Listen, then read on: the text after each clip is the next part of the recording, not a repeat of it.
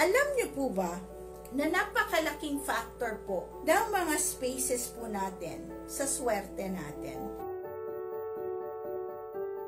May mga bahay na kapag ka po tinirahan nyo, sadyang gagaang ang buhay nyo.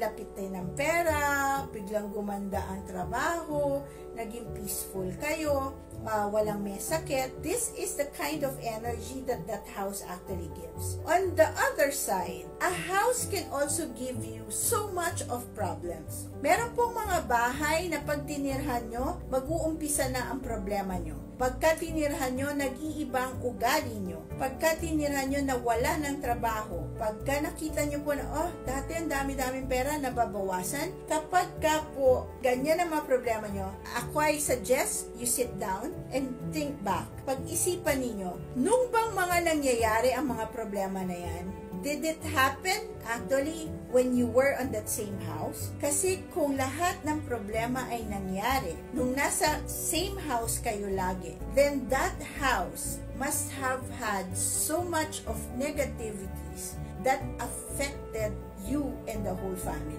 So, ako ay suggest yung inisip mo na gusto mo nang ibenta at lumipat sa iba.